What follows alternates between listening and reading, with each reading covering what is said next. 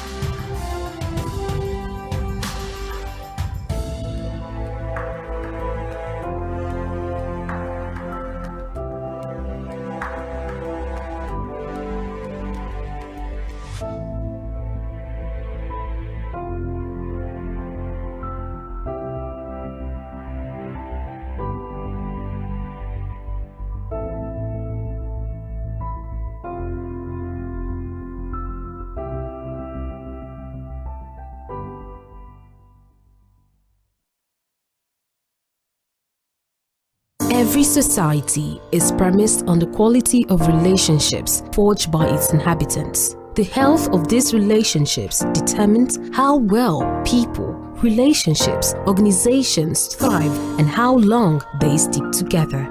Join Uyai Anyeken on Connect every Wednesday from 6 p.m. to 6:30 p.m. and on Sunday 2:30 to 3 p.m. on Channel 421 on StarTimes to catch all the conversations, interviews, real stories and how to navigate relationships and family life in the 21st century. Real people, real faces, real stories. Connect live on Spectrum Television.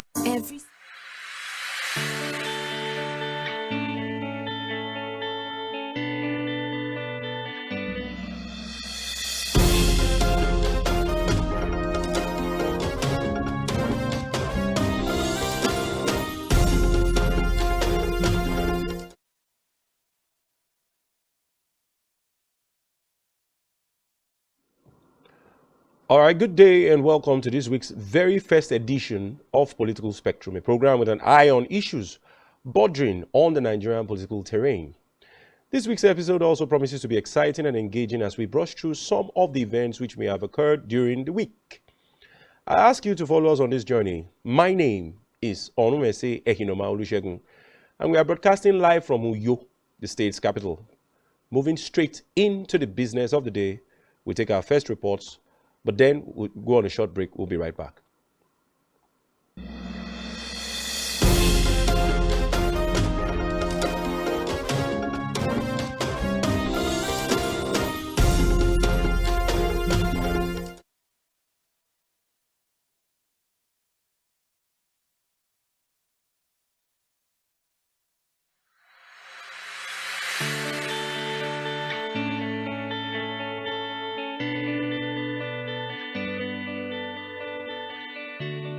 Every day, we bring you up-to-date information on topical issues affecting the common Nigerian. From issues on politics, hello Nigeria, I remain committed. Security,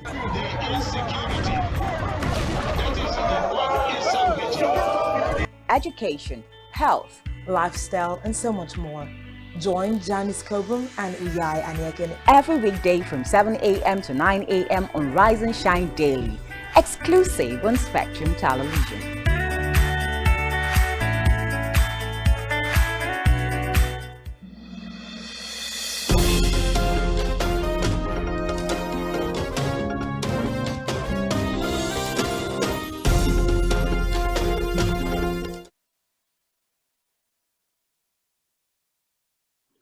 All right, welcome back, and many thanks for staying tuned.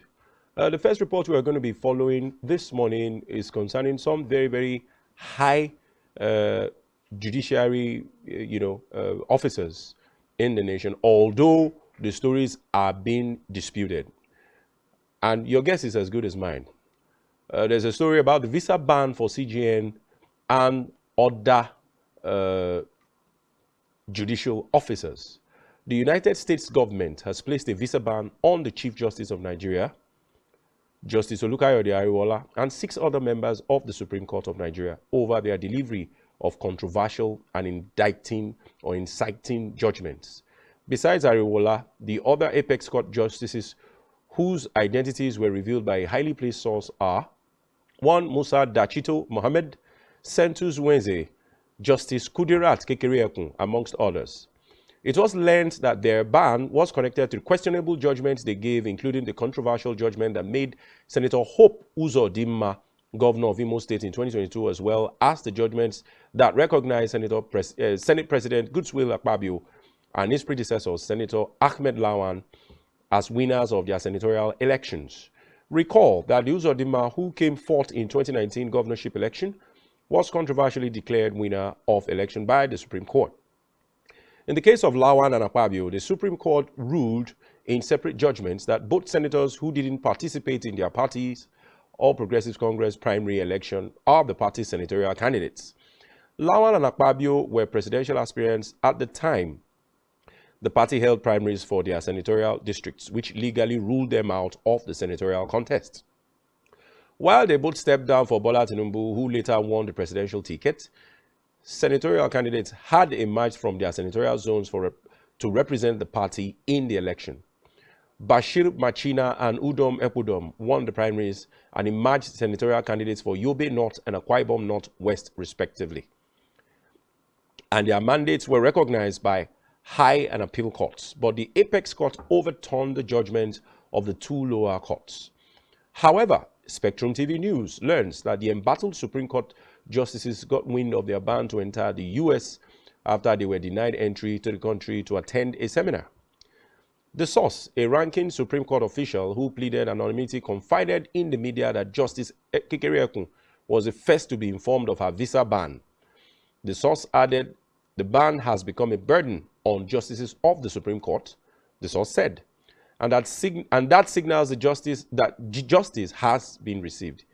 Indicate that the UK and the European Union have been asked to consider actions too by the US authorities. The source added that the judgments on cases involving Uzodimma, Akpabio, and Lawan, which raised some much upset within the polity, and some other cases were considered to be against democracy and the rule of law. Now, recall that the Supreme Court in January 2020 nullified the election of Emeka Ihedioha of the PDP as the governor of Imo State. The Apex Court declared Hope Uzodimma of the All Progressives Congress, APC, as the winner of the March 9 governorship election in the state. In the unanimous judgment of the 7-member panel, read by Justice Kudirat Kekereekun, the Apex Court agreed that results in 388 polling units were unlawfully excluded during the collation of the final governorship election results in Imo State. Now, Justice Kekereekun said with the results from the 388 polling units, Mr. Uzodimma polled a majority of the lawful votes and ought to have been declared the winner of the election by the Independent National Electoral Commission, INEC. The judge did not provide the details of the new votes scored by each of the candidates after the addition of the results from the 388 polling units. Consequently, she voided and set aside the declaration of Mr. Ihedioha as the winner of the 2019 governorship election in the Southeast states. The court ordered that the certificate of return wrongfully or unlawfully issued to Mr. Ihedioha be immediately withdrawn by the Independent National Electoral Commission, INEC, and a fresh one issued to Mr. Uzodimma as the elected governor of the state. Also, the Supreme Court in February 2023 declared Senate President Ahmed Lawan as the authentic candidate of the APC for Yobe North Senatorial District for the 25th February general election. The court made the declaration in a 3-2 split judgment of its 5-member panel. The panel was led by Sentus Nweze. The majority judgment held that the decision of the Federal High Court in Yobe and the Court of Appeal in Abuja were perverse and must be set aside. The APC had challenged the judgments of the lower courts, which affirmed Bashir Machina as the candidate of Yobe North Senatorial District for the elections. It urged the Supreme Court to nullify the two previous verdicts and legitimize APC's National Working Committee's forwarding of Mr. Lawan's name to INEC as flag bearer for the poll. In a related development, the Supreme Court in February declared Godswill Akpabio as a validly nominated candidate for Akwa Ibom North West Senatorial Seat election holding on the 25th of February. APC had challenged the decision of the Court of Appeal Abuja, which sacked Mr. Akpabio as its candidate. Mr. Akpabio is a former governor of Akwa Ibom State and ex-minister of the Niger Delta Affairs. In Mr. Akpabio's place, the appellate court had on 14th of November 2022 ordered INEC to recognize Udom Ekudom, a retired Deputy Inspector General of Police, as the authentic candidate of the party. Delivering the unanimous judgment of its 5-member panel led by Kudirat Kekereekun on this said day, the Supreme Court held that the Federal High Court and the Court of Appeal were wrong to have assumed jurisdiction in the suit because the issue of candidate nomination lies squarely with the political parties. Now, there you are. We leave to form your opinion on this matter as we move swiftly to our next reports. Now, follow me. Abdullahi Adamu, APC National Chairman, allegedly resigns. Senator Abdullahi Adamu, the National Chairman of the All Progressives Congress APC, has resigned from the office, according to multiple reports on Sunday night. Adamu, former governor of Nasarawa State, was said to have resigned to save himself from being removed from office, media sources had said. Now, media sources close to the APC leadership had reported, according to the paper, Adamu was forced to bow out over many issues which included his non-support for President Bola Ahmed Tinubu during the campaign. For the past 2 weeks, elements within the party have been calling for his resignation, threatening to remove him at the next National Executive Council meeting. That's the NEC meeting. This week, if he failed to resign, the party's NEC meeting was initially billed to hold on July the 10th and 11th, but was postponed till Tuesday and Wednesday this week due to the president's international engagements. Now, the source further alleged that the National Security Advisor, Nuhu Ribadu, was one of the people who told Adamu to resign because he had become a liability to the political party APC. He was, however, forced to step down as the party's chairman after Imo State Governor and chairman of the Progressives Governors Forum, Hope Uzodinma, told him that if he didn't resign, they will remove him at the next INEC meeting.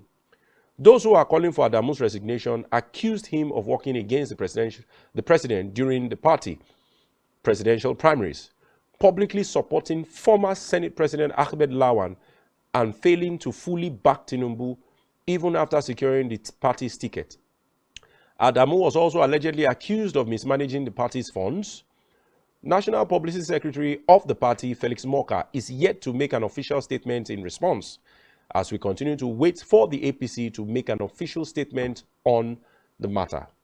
Very interesting times ahead for the APC, I must say. And still moving on, Emefiele, court rules in favor of Emefiele and orders immediate release from DSS custody. Now, for those of you who have been following the story, the High Court of the Federal Capital Territory, sitting in Apo, Abuja, has nullified the arrest, detention, and interrogation of suspended governor of the Central Bank, CBN, Mr. Godwin Emefiele. The judgment came about 24 hours after another court ordered that he should be charged to court or released immediately from the custody of the Department of State Services, DSS. Now, we recall that the DSS had charged Emefiele with illegal possession of firearms, ammunitions. Various media sources had reported that the charge of illegally possessing firearms is a downgrade of much weightier allegations of terrorism financing and economic sabotage the SSS earlier leveled against Mr. Emefiele. The DSS had held suspended CBN Governor Mr. Emefiele without a charge for over 1 month in a judgment upon an originating motion on notice brought before the court by Mr. Emefiele against incorporated trustees of Forum for Accountability and Good Leadership, the Attorney General of the Federation, Economic and Financial Crimes Commission, Inspector General of Police, State Security Services, and the Central Bank of Nigeria. The presiding judge, Justice Bello Kawo, held that the arrest, detention, and interrogation is in violation of subsisting judgment and orders of Justice M.A. Hassan. In the suit number FCT HCGAR CV 41-2022, Emefiele had, through his counsel, Mr. Peter Abang, asked the court to set aside, quash, invalidate, and nullify his arrest and detention for being illegal and in nullity in view of the subsisting judgment of Justice M.A. Hassan delivered on December 29, 2022. Now follow me. In another prayer granted by the Honorable Justice Bello Kawu, the court made an order setting aside, voiding, quashing, invalidating, and nullifying any warrant of arrest obtained or procured by the respondent, especially the DSS, for the arrest, detention, and or interrogation of Mr. Emefiele in connections with the allegations of terrorism financing, fraudulent practices, money laundering, round-tripping, and threat to national security before or from any court since the date of the judgment of Justice M.A. Hassan. The court finally granted an order of injunction directing and mandating the respondents, particularly the DSS, to forthwith release and unfetter Mr. Emefiele from any arrest, detention, custody, interrogation with regards to allegations of terrorism, financing, fraudulent practices, money laundering, round-tripping, threat to national security before or from any court in view of the subsisting judgment of Justice M.A. Hassan. Now, reacting to Friday's judgment, counsel to Mr. Emefiele, Obed Agu, said they were in court to seek enforcement of judgment delivered by Justice Hassan, which DSS had refused to enforce. Agu held that DSS has not in any way appealed that judgment. When Justice Hassan of FCT High Court gave the ruling yesterday that the DSS should charge Emefiele within 7 days, they immediately went to Lagos to file a charge. That was fine, but what we were saying is that they have not obeyed the judgment of Justice Hassan that was obtained as far back as 29th of December 2012. Now I quote, "The law says that if you arrest somebody on any reasonable suspicion, you have to take the person to court within 1 day. If you have a court of 40 kilometers radius and then within 48 hours in every other circumstance," he added. Now, since December 29, 2022, the DSS has been on the trail of Emefiele. They first went to the Federal High Court to obtain an order from the chief judge of that court. What did court tell them? The court said on December 7 that they cannot come by any regular means to seek the authority of the court to do what was illegal. Now, the court threw the application out since December 2022. This is July. 7 to 8 months, you had an instinct that this man has been contracted to the laws of the Federation, that he is financing terrorism whatsoever. You must have done your investigation. You must have completed your investigation, but you did not do that. Then, after 6-7 months, you still went ahead to arrest him immediately. This new government suspended him. Immediately, this new government suspended him. Then 1 month after, he is still in your custody. Where is the rule of law? Where is justice? The lawyer asked. We are calling on President Bola Ahmed Tinubu to ensure justice for Emefiele. Let the rule of law reign. That is what we are asking for. We are not asking the DSS not to charge him. They can charge anybody, but it must be within the constitutional provisions, which you have authority to do. And that is our position, and that is what we are asking. Meanwhile, a human rights activist and former presidential candidate of the African Action Congress, AAC, Mr. Sowore, on Saturday had also noted that if Emefiele was to be tried for his real offenses, former President Muhammadu Buhari and many other All Progressive Congress stakeholders, governors, senators, and other high-profile personalities in the country would all go down with him. It was Sowore's conviction that a lot of senior government officials were involved and they risked being exposed if they went ahead to try Emefiele, he wrote on his Twitter handle. Now, Follow me on another report. Senate to spend 40 billion for vehicles in the midst of biting economic realities. Now, the Senate and the House of Representatives will soon expend 40 billion naira to purchase vehicles for lawmakers in red and green chambers, respectively, of the National Assembly. No fewer than 107 units of the 2023 model of the Toyota Land Cruiser and 358 units of the 2023 model of Toyota Prado will be procured for the use of members of the Senate and House of Representatives, respectively. The planned purchase is different from the official vehicles expected to be purchased for the 4 presiding officers of the National Assembly. These are the President of the Senate, Godswill Akpabio, Speaker of the House of Representatives, Tajuddin Abbas, Deputy President of the Senate, Jibrin Barau, and Deputy Speaker of the House of Representatives, Benjamin Kalu. Now, the Senate Committee on Services, saddled with the responsibility of purchasing vehicles for lawmakers, will handle the negotiations and take delivery of them. Senate President Akpabio had during the week constituted the Committee on Senate Services headed by Kogi West Senator Sunday Karimi. Through the committee, though the committee is expected to work with the management of the National Assembly, the purchase is the sole responsibility of the Senate. The least amount for a 2023 model of Toyota Land Cruiser is about 125 million. For the full option of the same brand, it goes for as high as 135 million. The on-road quality will be made smoother than ever. All the trims will come with 4-wheel drive, center locking, terrain camera view, and many other off-road features.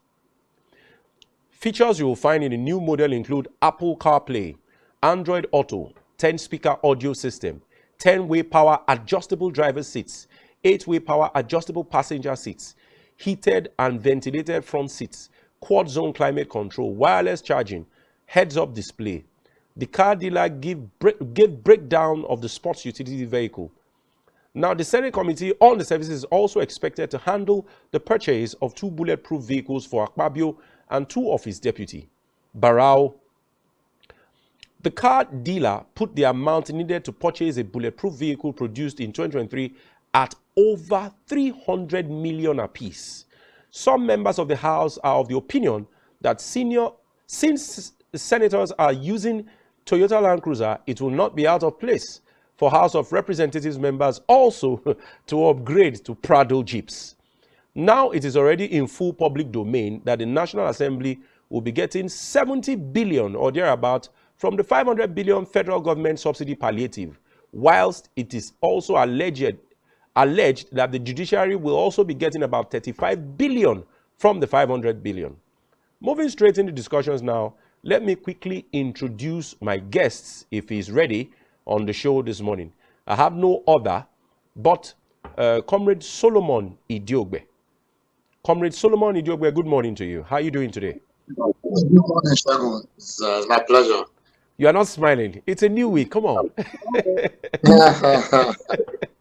a new hearing week. all these figures and these stories somehow it's enough not to smile. You notice that even when I was reading the figures, I had to be hesitating because those figures, an average civil servant that is not a public servant would want to save that for maybe 1.5 of his whole entire life cycle and career.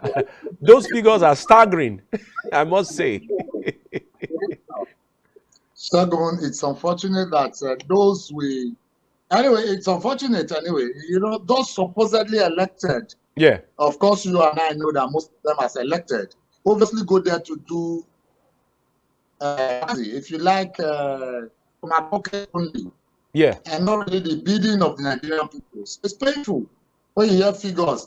You are talking about 500 billion. I ask myself, where will the other monies go to? Because it does not add up. Talking about an election of the Federal Republic of Nigeria. And then now we are beginning to hear that judiciary will share 35 billion. All right. Let's quickly look at... Shagun, are you there? Yes, I'm with you. Can you hear me? Please nod if you can hear me. I'll say something.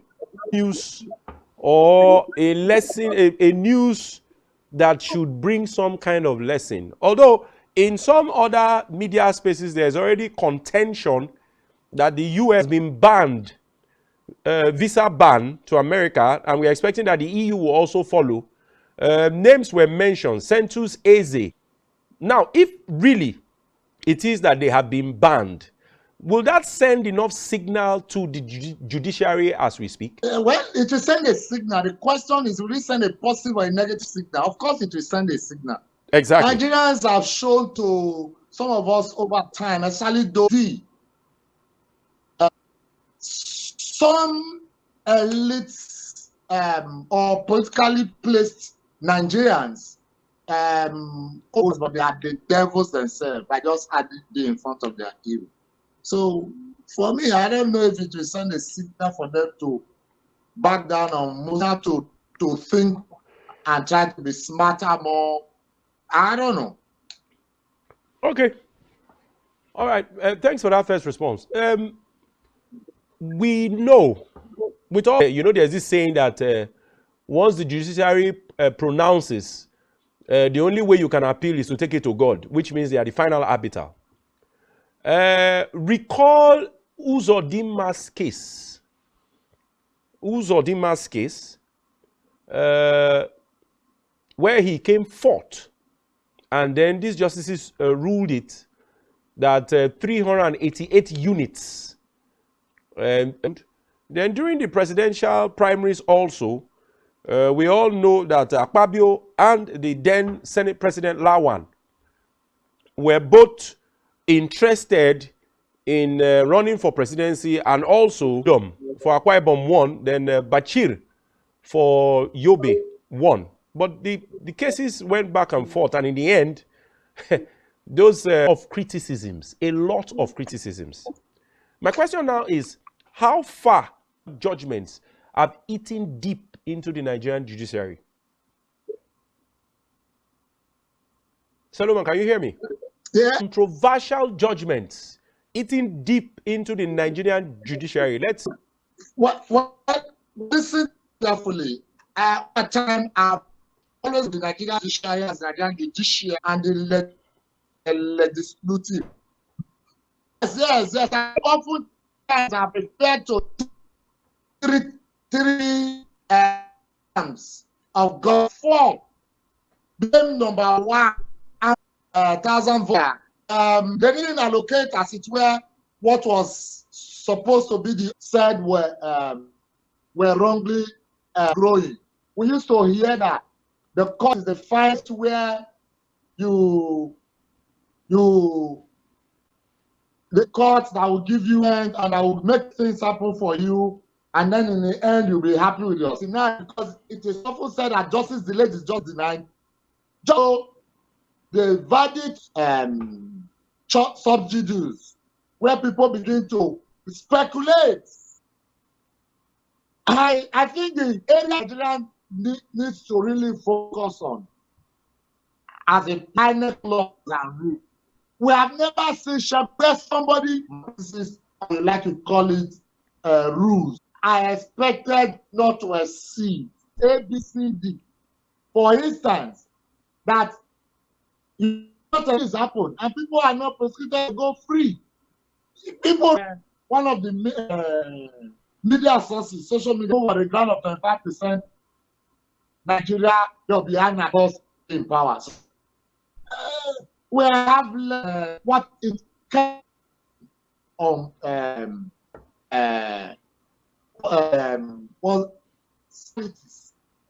Comrade, can you hear me? After, we'll be right back. Please stay tuned. Don't go anywhere.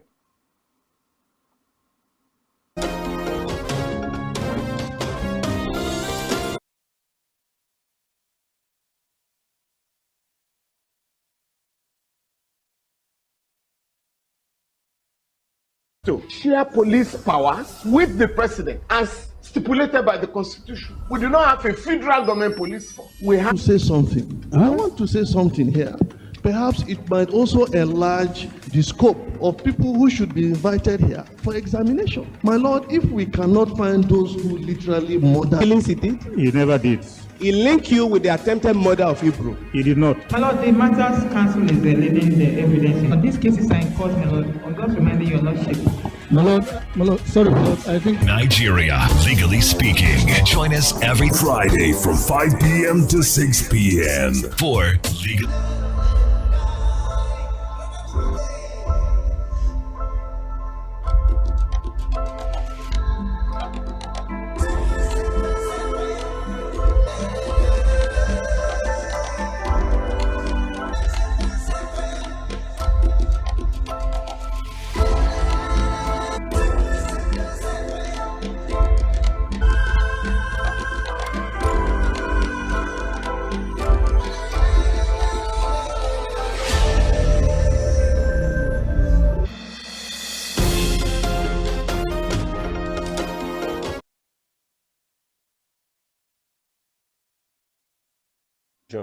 Broadcasting this morning will be the judiciary. There's been news going round about visa bans. In other reports, slightly conflicting, saying that the U.S. Embassy has, of the mainstream news media, have been second with me. His name is Mr. Solomon Idiogbe. Mr. Solomon Idiogbe is a public affairs. Yes, Mr. Solomon, are you there?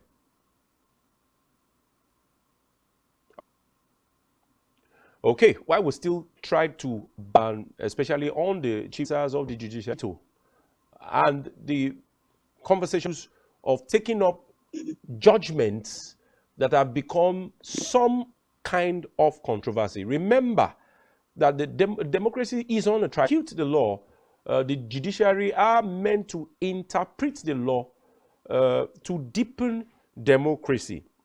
And specifically, the Senate, after he had lost his space when he contested, you cannot be seen to be contesting in two key positions. Contesting had to do with the fact also that talked about government officials dropping their things were contravened when the verdicts came up that Akpabio haven't contested for the presidency in the primaries of the APC, and Lawan haven't also contested.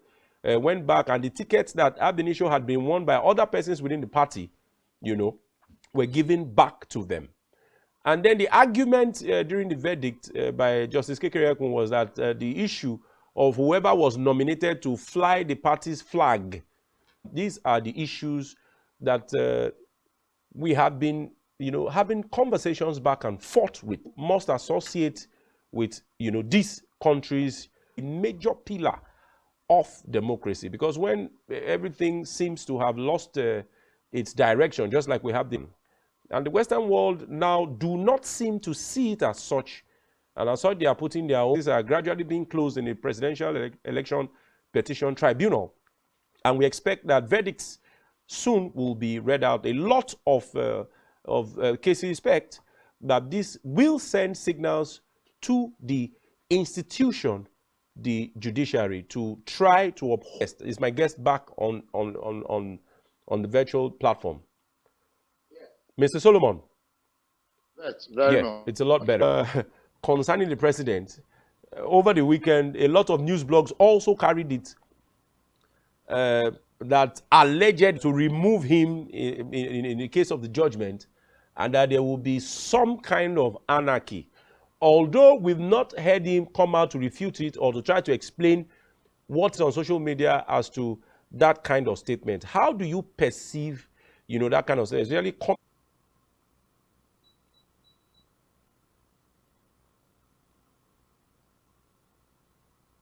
the Nigerian state as it stands. Even imagine that it's the American state.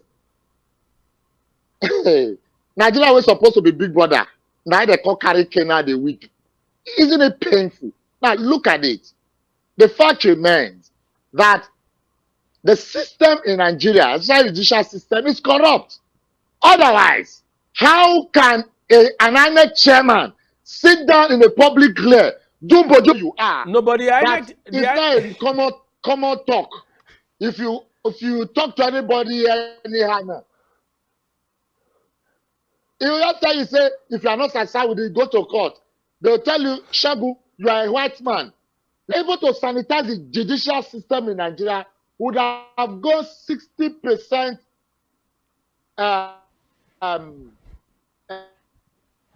funds of money to throw around the judicial system in Nigeria, and then you'll be winner.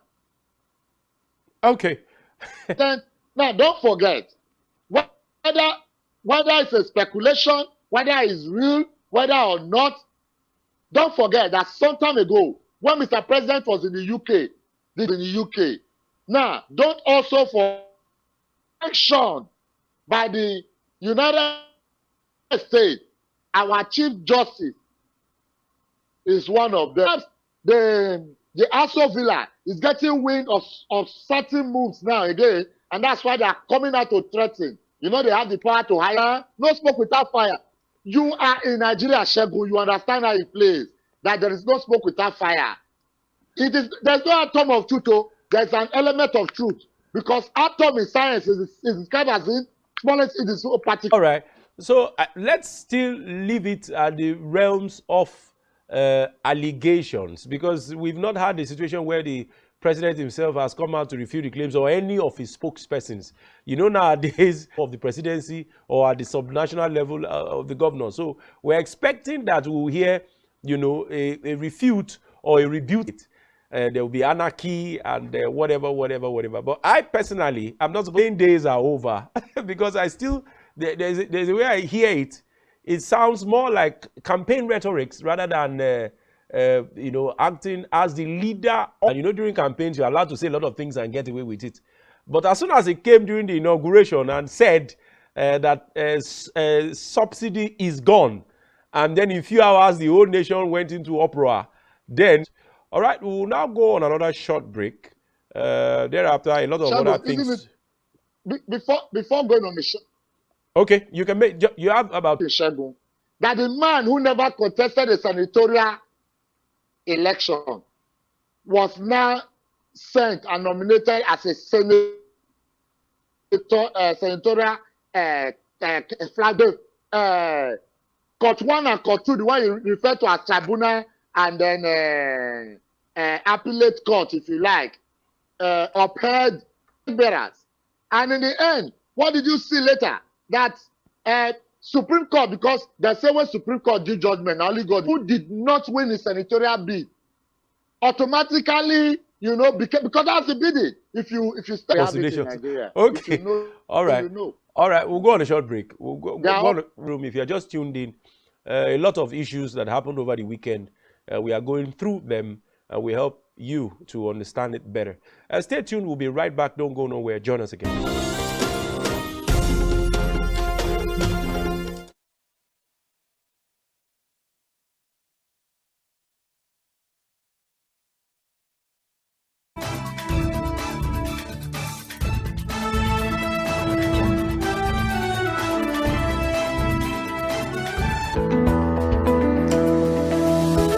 Business exists only to meet the needs of the people over your competitors. For your desired return on investment and so much more, advertise on Spectrum Television, on StarTimes DTH Channel 421 and on free-to-air.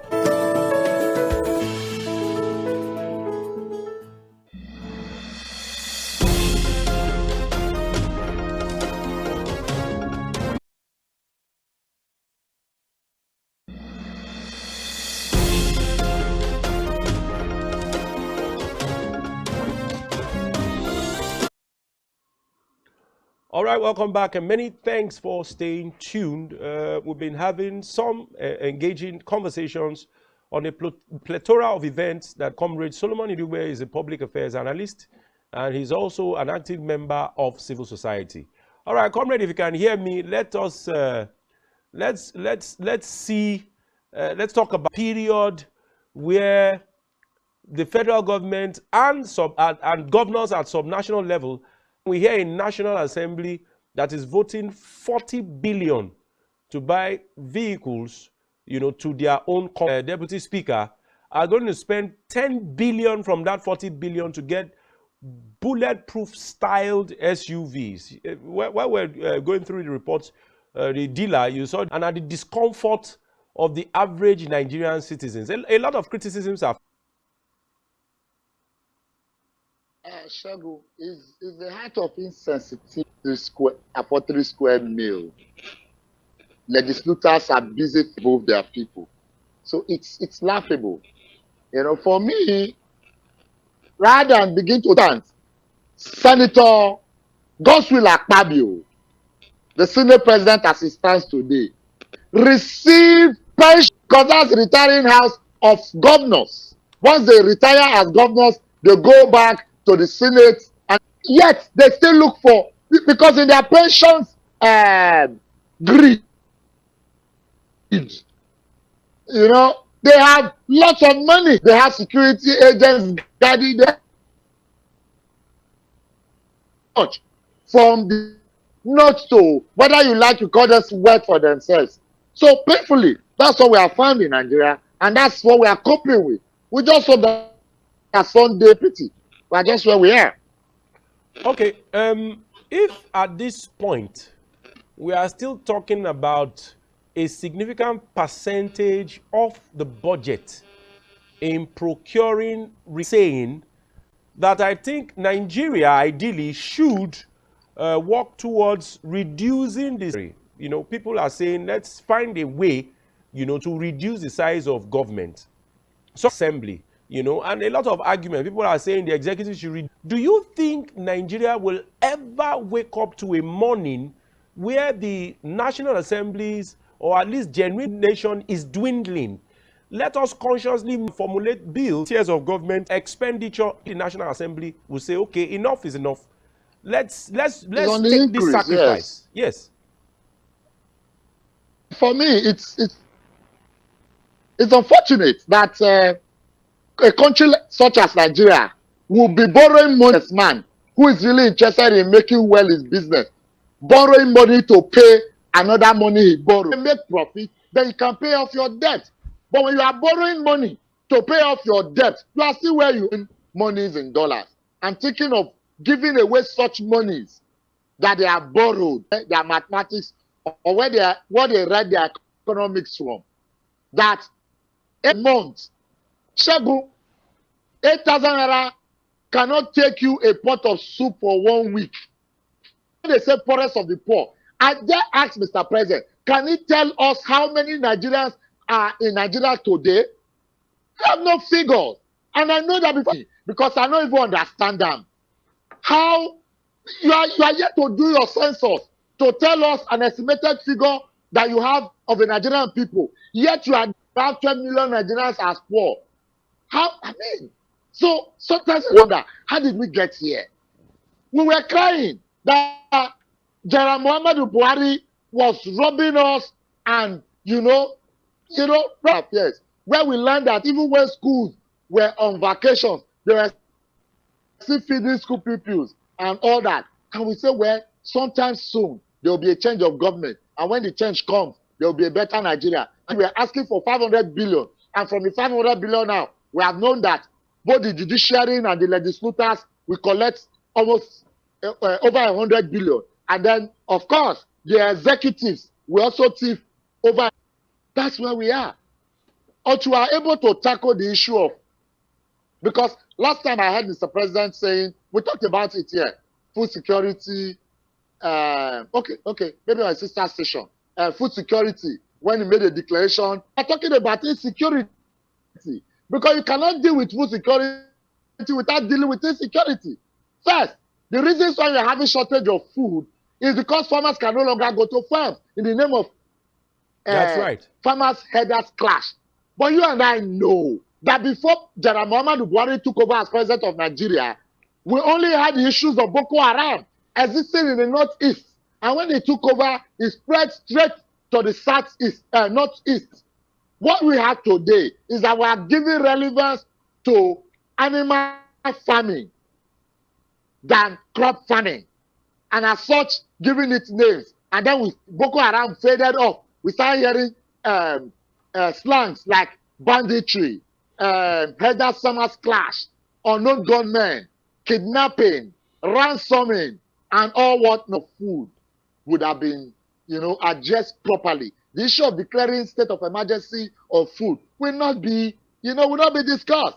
Declare state of emergency or declare war in insecurity, and then we'll have it addressed properly. Because when farmers cannot go to farm without the fears of being raped if you are a female, molested if you are a male, or being killed whether male or female, or your farm being ravaged by herders, or in the name of back to the issue of the National Assembly and the looting, as it were, that we are hearing, they are going to buy SUV, and then coming back to the issue of the Solomon. I like to cut in.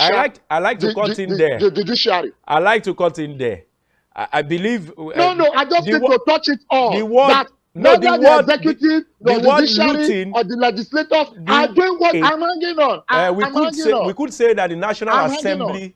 We could say that the National Assembly basically is budgeting a significant amount captured within the budget, whereas they are supposed to, increase that of capital expenditure than recurrent. But what looting is, you cannot allege looting. It's too early to allege looting. And palliatives to the Nigerian citizen to absorb the shock. And within the same period, the federal government is increasing tariff on electricity, increasing the revenue cash net through the informal sector. It's like saying you want to give a penny here and then take £2, from the other side. I believe that this current administration should be more consistent with its policies. I quite agree with you. You've touched on a lot of things. Let's leave that as it were, because we want to begin to wrap up that the national chairman of the All Progressives Congress, if you've been following, the internal ramblings within the APC, has finally bowed out.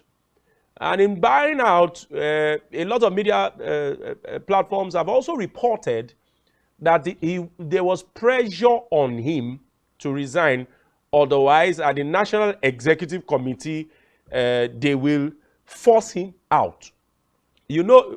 I'm sure a lot of names come into your head from the former governor of Edo State, what's his name, Odige Oyegun, before then, to Oshomole and the rest. Okay. And the many names. The removals of their national chairman. Exactly.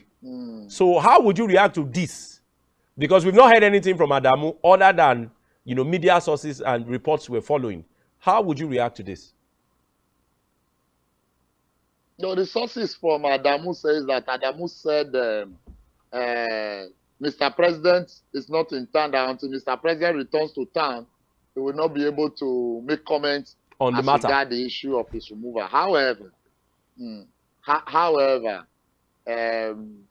there's a parable in Benin where Ofioto we emina yana do mewa agbe avaye mu ye we yaka yana we rin ya wuwunye. Simply put, that a rabbit said he dreamt and discovered that in the dream he was caught, slaughtered, and he was being roasted as barbecue. And then with his chest facing the fire, being heated with a wood crossing his chest. And then people were gathered around cheering for him. And the mother said, wow, that's a beautiful dream. Oh.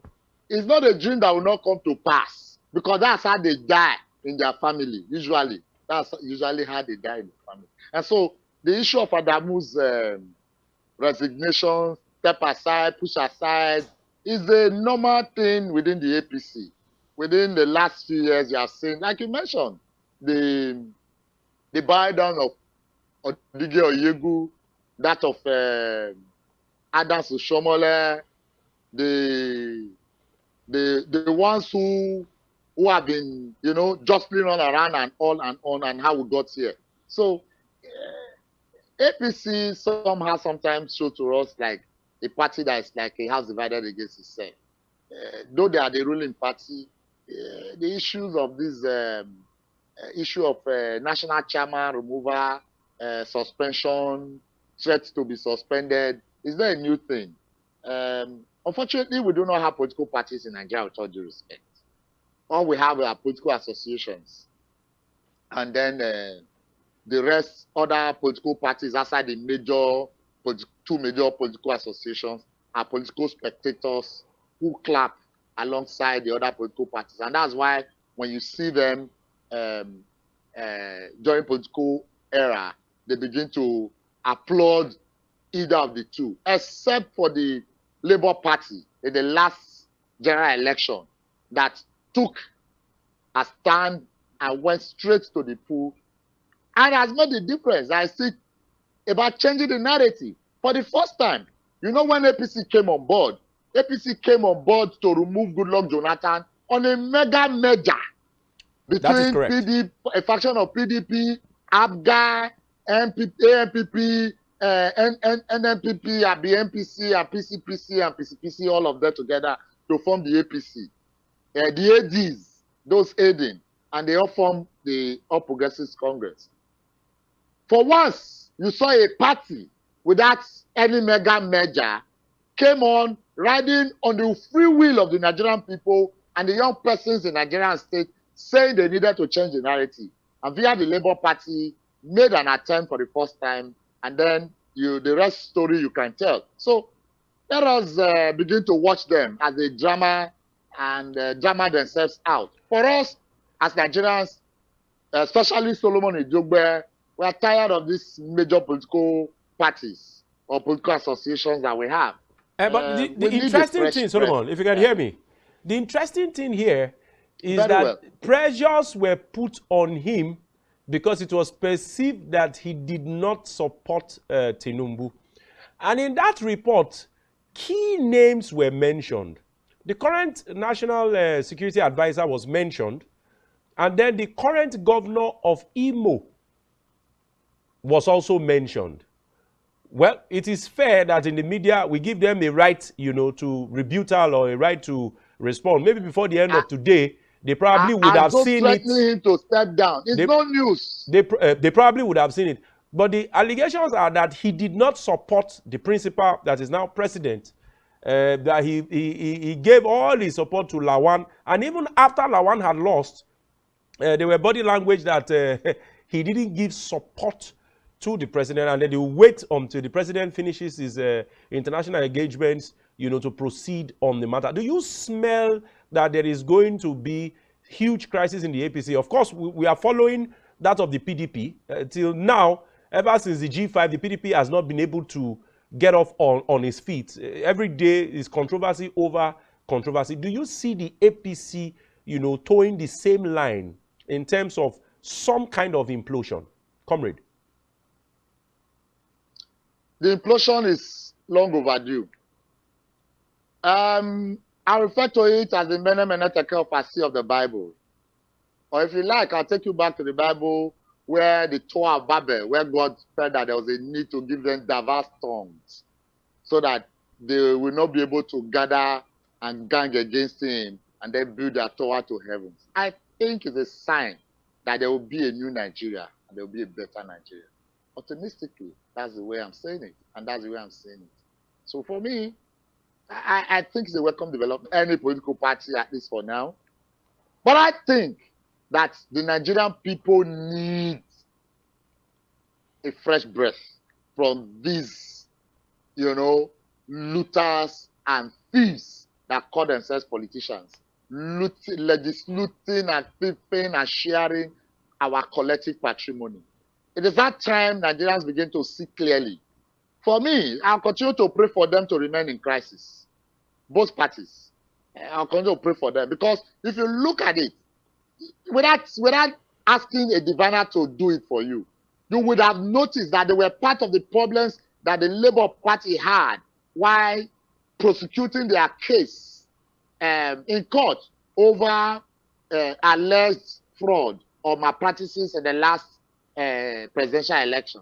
So when they are having their own share, it's not a big deal. Personal opinion anyway, but I think it's a general opinion that it's that time they relax and allow Nigerians drive themselves, because as it is, the only interest of the Nigerian government or Nigerian people, Nigerian elites in government is luxury cars with Apple and what's it called? Google app. I think that's what they want.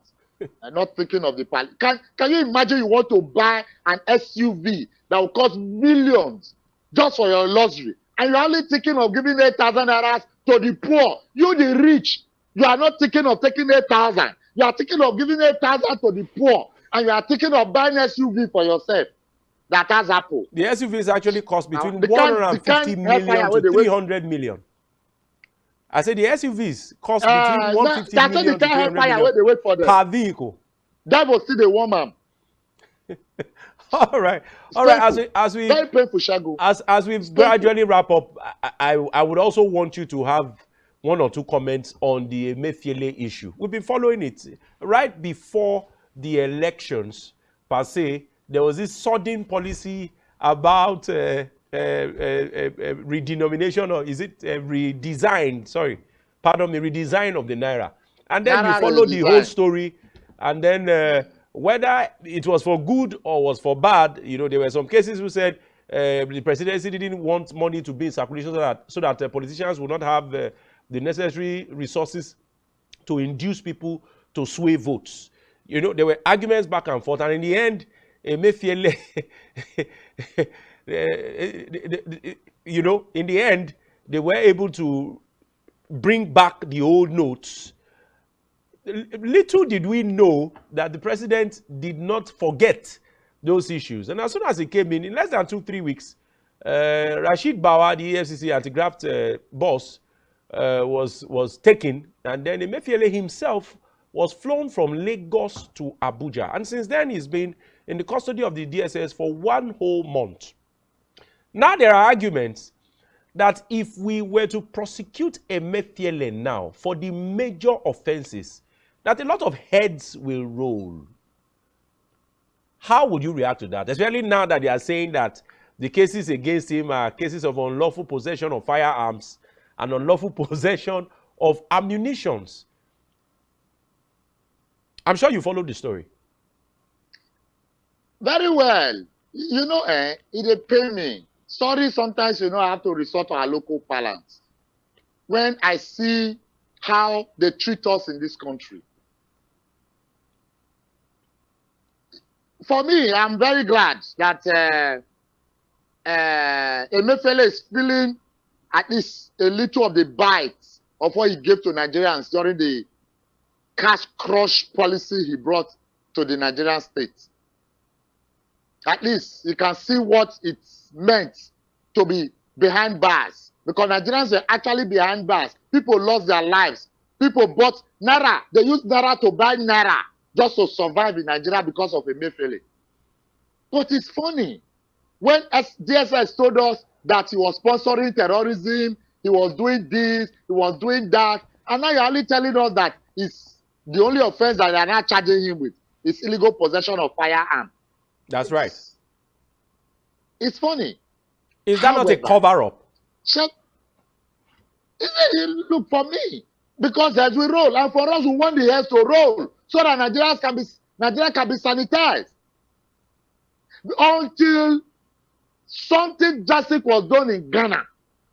Ghana didn't know peace. We need something like that to happen here so that Nigeria can know peace. Imagine, Shagu, where Emefiele told us that he needed to redesign Naira so that you can improve on the currency, whether he said a lot of stories all around it. And then the next thing we saw was the ones the Benin to refer to as the Ebulu Naira. Ebulu Naira means Naira that was blue, that was added blue to, just to give it a color. And then they took it. You know, if you put that currency in your pocket, and for instance, you are drenched, all that will just wash in your pocket. No, but here. But that aside, here is my concern. I don't know if you are seeing what I'm seeing. Comrade Shagu, have you noticed that those new currencies are not in circulation? That the old currency are still much in circulation than the new ones? That is the number one concern. Just less than 2% of the supposed. Yes, that is number one concern. Secondly, that you will see less than 2% of the new currency in circulation. Are you with me, my comrade? 98% of the old currency in circulation. Exactly. That is the concern. Then Emefiele must have gotten approval before he went on that activity. Yes, we know it was a failed project because of the hardship it's cost Nigeria. We're wrapping up now. Now, Showore, former AAC presidential candidate, is saying that a lot of people were involved, very high up. Why does Emefiele alone have to take the fall for people who gave approvals, people who gave a nod that such an exercise that was not tested and there was no adequate, investigation on how the processes will go? Why is it only Emefiele now that is taking the fall, according to critics? I'm not quoting anybody now, but there's been a lot of criticism. Why is it only Emefiele? How about the others who are involved? Emefiele was the governor of the central bankers at that time. That is correct. He was the originator of the idea. Speculations also has it that he lied to the then president, General Muhammadu Buhari, about the whole thing. Though we have not had the side of General Muhammadu Buhari retired. But I think that normally you must start from somewhere. He was the man who redesigned the Naira, who speculated that the redesign of Naira will improve on the economic woes, improve on the economic issues of the Nigerian state. And then he said a lot of things. By the saying, Nigerians too were like carried away. You could get some of our Nigerian people supporting him. That is a way to go until they got caught in the web where they needed to Naira started trending over Naira in the Nigerian black market rather than the dollar trending over Nigerian Naira. You now needed to use Naira to buy Naira, to get Naira in your house or to purchase things. And then the POS operators, POS vendors hopped on it quickly and they became millionaires. And the central bank stars, if you like, also hopped on it and started sharing money across. If you like, you say a story, now my opinion. But we saw it all happen. Where even governors started hopping on it, became friends with their CBN states reps or directors, if you like, and then started making monies and directing where currencies should go. Where you see governors of a state will bring out millions of new currencies, and yet the people will not have even a bite of it. So, to me, Emefiele is where he should be. If he likes, after all, Azazaki stayed in jail for quite a long time and nothing happened. Nnamdi Kanu is still in jail and nothing has happened. So if Emefiele is the one who punished the entire Nigerian people, is the one now staying behind bars for the woes he gave to Nigerian people, well, it's a welcome development. But for me, let me say this clearly. It is that time the Nigerian state begins to treat the issue the way they are. If you arrest anybody, prosecute the person. Do your investigation before you make arrest and prosecute the person as and when you. You cannot use the instrumentality of the state to arrest people, keep them behind bars perpetually when you are using, in quote, the laws of the state to keep them behind bars and you not respect the laws of the state. Fine and good. Emefiele has not done well, but the DSS and the government has also done well, keeping him behind bars without prosecuting him. Thank you very much. Nnamdi Kanu and all others have been in detention without being probed. And I dare arrest my case, and so we see him. Thank you very much. It's always very explosive with you.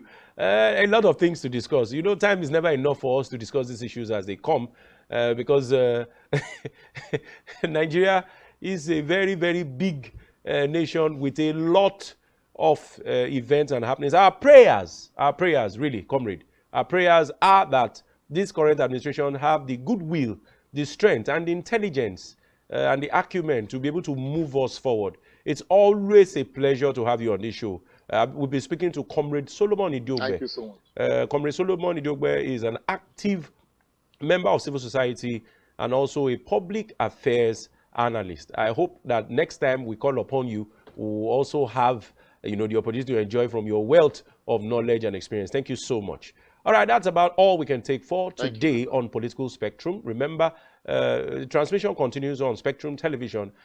Continue to enjoy the rest of your day. We'll see you tomorrow on some other issues that will be exciting and engaging. Have a lovely, lovely day. I remain yours sincerely, Onumese Ehinoma Olusegun. See you on the next episode.